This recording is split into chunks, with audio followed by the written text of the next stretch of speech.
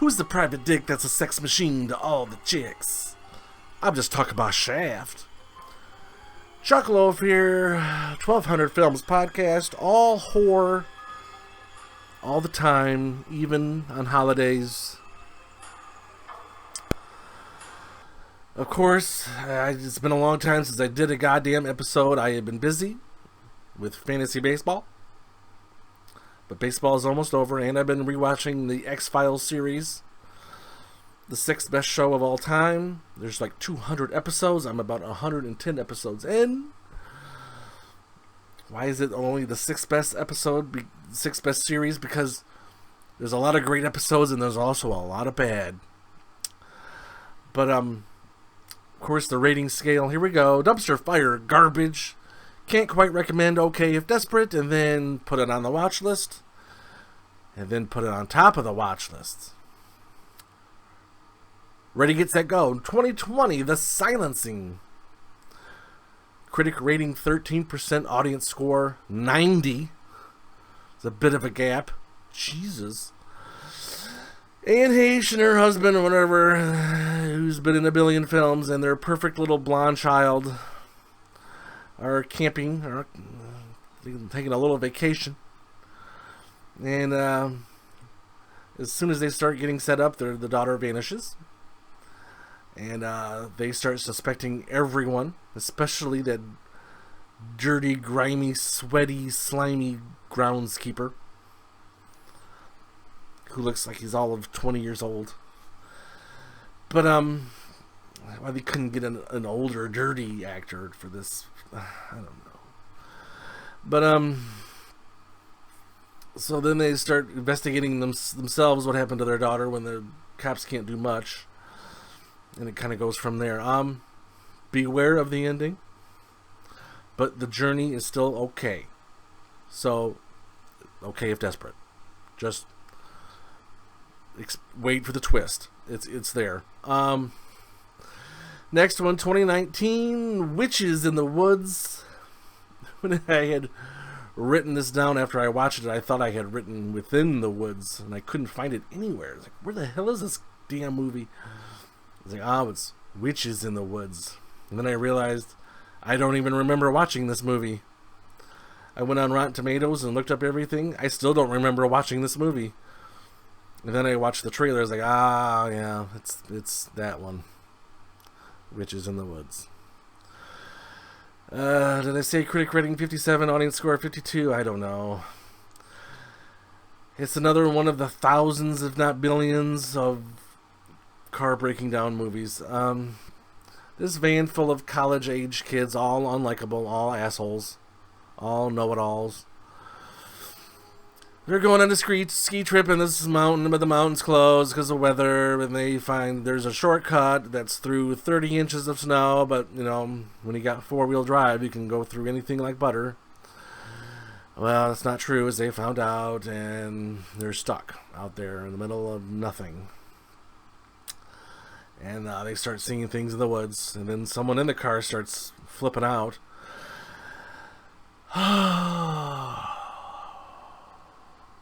It does have a few eerie moments in the later, last third of the film, but still can't quite recommend this one. Yeah. Next one, 2020, Becky. Critic rating 72, audience score 56, stars Kevin James, comedian Kevin James.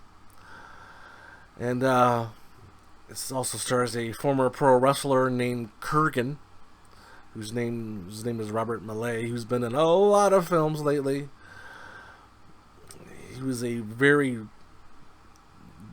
bottom card nothing wrestler because he couldn't really move. But he has a look, an appearance, and he's not a horrible actor, so he's been getting a lot of acting gigs. Good for him. If you don't know who he is, he looks like a 6'10" Frankenstein.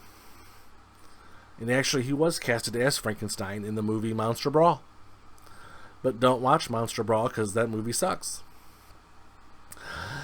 So back to Becky. So there's Kevin James and his group of escaped convicts, including Kurgan. They escape prison and they go to this local house and they take over the house, and that's going to be their little headquarters until they figure out what to do next. So they start beating up the family, but Becky is kind of away from the house, and then she finds out what's going on. So she finds a way to start picking off these bad guys one by one, and it's not in a Kill Bill kind of, I'm going to slice your head off with a sword kind of way. It's more of a cerebral, believable kind of way. And then another thing with these kick-ass women movies, we get it. We get it. Women are equal. Women deserve equal pay. Yada yada yada. I think what Wonder Woman 84 proves is that we do not need any more of these women kicking ass movies. Enough is enough. We get it's point proven. We got it.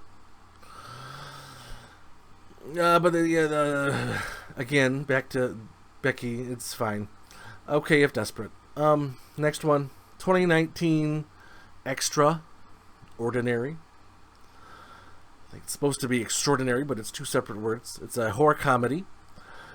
Critic rating 98%. That's correct. Audience score 77. It's British humor. Apparently, British humor automatically gets you a 98% because I don't get it. There was a few chuckles,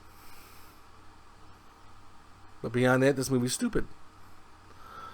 And I'm sorry, I didn't like Shaun of the Dead. I don't know if I just don't have a taste for British humor horror movies, but I didn't care for this one. I enjoyed Attack the Block, which is British humor horror, but I didn't get this one. I can't quite recommend. Next one. Oh God. 1987 Spookies. Critic, hi Kitty, what are you doing up here? Kitty has refused to come up in this room because it's so humid and hot that she stayed downstairs because it's cooler down there, but now she hears me talking and is investigating. Hi Kitty, how are you? I'm doing the show. Give me a minute here. Okay, Spookies, critic rating 33, audience score 19. I watched this on the Billy Joe Bob last drive-in watch-along thing. And he said they got the title Spookies because all the movies at that time in '87 all had one-word titles like Critters and Gremlins. Well, the trouble is with Critters and Gremlins, you can identify when you hear what a gremlin, you can see a gremlin. Spookies is not really anything. There's not really a thing that is a spooky. It's this haunted house movie with weird creatures, multiple weird monsters and whatever, including obese farting zombies. If that sounds interesting to you, then check it out. Other than that, this movie's 100% dud, complete dumpster fire garbage. Avoid at all costs. Next one, 2021 Fried Berry. Critic rating 79, audience score 47. Add it to the list of movies that feature boners, but thankfully this was a artificial boner, as it was somewhat, let's say, mutilated. Barry was abducted by aliens, and he was a little roughed up, let's say, a little roughed up, and he came back a little different. And he was already a crack/heroin addict, so he was already a goof. But now he's been abducted by aliens. So, and he's kind of just walking around town. I think he's supposed to be an alien. I think there's an alien inside him. I think that's the premise. And yeah, he's just walking around town, a fish out of water, trying to figure out what's going on. And he meets with these prostitutes and these other people. And it's a one-timer. It's a one-time. Okay, if desperate. FBI. I would never watch it again, though. Yep. 2020 Monstrous. critic rating 60%, audience score 27. There's a Bigfoot featured on the cover of this film, and I was excited to watch a Bigfoot film. I have not watched a Bigfoot film, a good Bigfoot film, in a while. So then I looked at some of the, after I watched this, I looked at some of the reviews to see if it coincided with what I thought, and the best one I could find was this one. It said, "Don't you hate it when Bigfoot movies forget that they're Bigfoot movies?" Thank you very much. I'm sorry I neglected to write down who said that great quote, but yeah. There's like 2 or 3 storylines going on in this film, and the Bigfoot one is definitely the second or third storyline from the top. Yes, it's not the main thing. The basic synopsis is this guy who's a conspiracy theory cryptozoology nut who likes, UFOs and Bigfoot, and he finds this girl online who has proof of Bigfoot, and he wants to meet her and see what she's got. And then the day they're supposed to meet, he gets sick, so he sends his lesbian friend to go talk to her. And of course, the 2 women hook up and they scissor or whatever the hell they do. I don't know. Then eventually it gets into the Bigfoot backstory, but yeah. Still, it was okay. Okay if desperate. Should have been more. Should have been better. A little disappointed, but that's fine. It happens. Time for a feature review of Hunter x Hunter. You heard it, right? We don't get a lot of people out here. That's what makes it so special. Nothing pushes us out of our home. I'm worried about Dad. Renee says she heard a gunshot. We've got a blood trail. Your husband wanted to catch a wolf. Is that what he told you? Stay in this room until I come get you. Say you understand! I understand!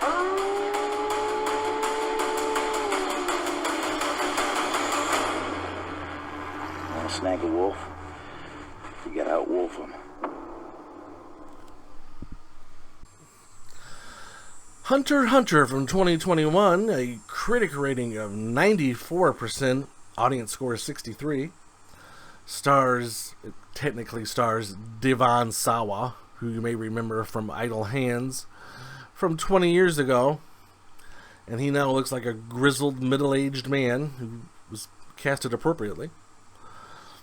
But the first 30 minutes of this movie are garbage.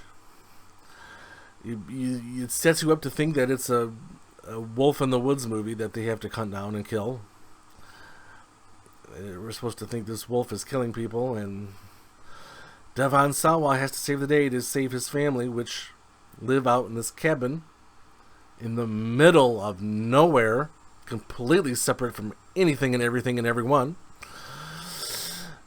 But then there's a twist, and the movie goes in a whole new direction, and it gets great. And then, oh my god, the last 10 minutes, oh my god, all-time great. All-time great. Just keep a barf bucket nearby. Not as gross as the ending of the Relic movie that came out last year. Movie still grosses. But yes, this also starred another childhood actor. He was in that Terminator 3. He played John Connor. Now he's also looking middle-aged and grizzled. Whatever the hell his name was. It's not worthy of knowing, really. He wasn't that great in this, but he was in it. I'll give him that. But yes, Hunter x Hunter. Put it on top of the watch list. Just be patient with it a little bit. Hey, if you want to, fast forward a little bit in the first, a little bit beginning, that's fine. Just get to the good stuff. But that's all we got for this one. Did I say put it on top of the watch list? Yes, put it on top of the watch list. Hunter x Hunter. On the next one, we have the amusement park. George C. Romero, who did the Night of the Living Dead, excuse me. He did a Lost movie called The Amusement Park that they thought was gone with time, and they found some tape somewhere. I think in his private collection. And they're now releasing it, so we're going to check that out. Then one called Alive. We're going to finally watch Bram's The Boy 2. With that critic rating of 2%. Then one called Super Deep. The Tomorrow War. Conjuring 3. A new release. I know, right? And then Don't Tell a Soul. And then probably something else. Then, that'll be great. That'll be fun. That'll be amazing. That'll be something else. That'll be out of this world. Etc., etc. So, until next time, peace to your mother.